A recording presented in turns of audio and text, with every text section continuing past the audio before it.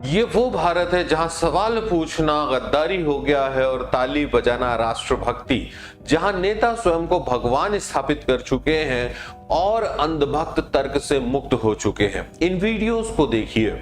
मेरी बात सुनिए, अगर 2014 के बाद से वोट चोरी हो रही है तो मैं तो कहती हूँ ऐसी वोट चोरी होनी चाहिए, डंके की चोट पे होनी चाहिए। आप संविधान का उल्लंघन करने की बात कर रहे हैं, आप लोकतंत्र वाली बात नहीं कर रही हैं। जी लोकतंत्र तो अब आया है। अच्छा,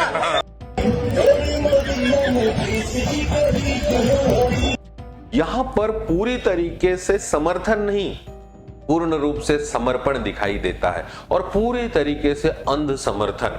अब बात जब राजनीति में होती है तो इस तरीके का समर्थन राज सत्ता को पूरी तरीके से भगवान की तरह स्थापित कर देता है और वहीं इनको मानने वाले, फॉलो करने वाले नागरिक भक्त बन जाते हैं। तो जब नागरिक और सत्ता के बीच भगवान और भक्त का रिश्ता बन जाता है तो वहां पर लोकतंत्र में क्वेश्चन नहीं पूछे जाते, वहां प्रश्न नहीं होते और हर नागरिक को ऐसा लगता है कि मैं इस नेता का समर्थन कर रहा हूं तो ये मेरे साथ सपोर्ट में हमेशा रहेगा और मेरे साथ कभी भी कुछ भी गलत नहीं होगा।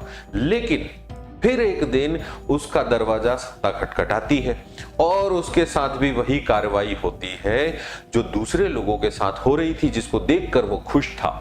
अब आप इन वीडियोस को देखिए। बोल रही हूँ, कोई भाजपा सरकार हिंदुओं की नहीं है, हिंदुओं का कोई नहीं है, ना कोई संगठन, ना कोई कार्यकर्ता, ना कोई बड़े बड़े फेम लेकर बैठे हुए इन्फ्लुएंसर, और इन्फ्लुएंसर के नाम पे सनातन धर्म को अपनी बैकबोन बनाते हैं ना। एलविश यादव, बड़े बड़े तारा भाई जोगिंदर, ये प्रदीप ढाका, सारे के सारे बीच में खड़े तो हो गए थे, आके खड़े होते ना यहाँ पर।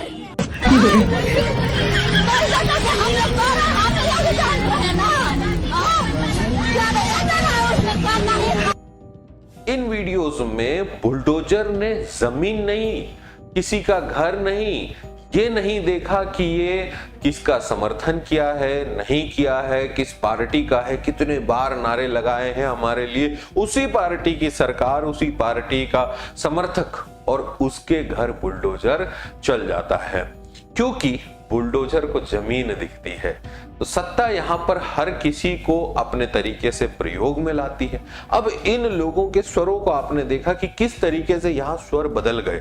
पहले इनके स्वर क्या थे और अभी ये स्वर क्या है।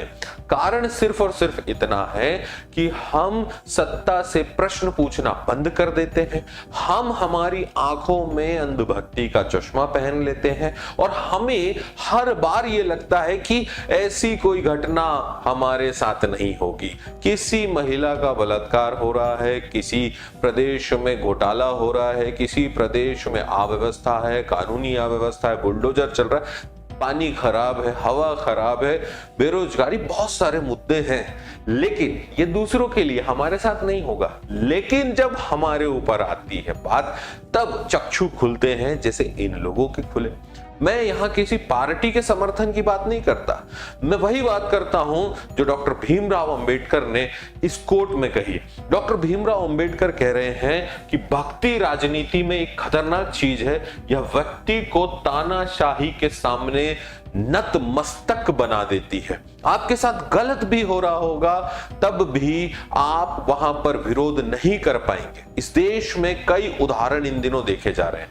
वो उदाहरण मणिकर्णिका में मूर्तियों को तोड़ने का हो, वो उदाहरण शंकराचार्य को अपमानित करने का हो, वो उदाहरण हनुमान जी की पतंग उड़ाने को लेकर हो, वो उदाहरण इन जैसे भक्तों को चुनाव के पहले कुछ और कहने को और चुनाव के बाद इन पर कार्रवाई करने को, अनेक अनेक मसले, वो अंकिता भंडारी से जुड़ा हुआ मामला हो या वो उन्नाव का केस हो, वो महिलाओं की सुरक्षा से जुड़ा हुआ मामला हो या युवाओं की बेरोजगारी से। इस देश ने एक चीज कम कर दी है और वो है प्रश्न पूछना, और प्रश्न पूछना लोकतंत्र में सबसे ज्यादा अनिवार्य है।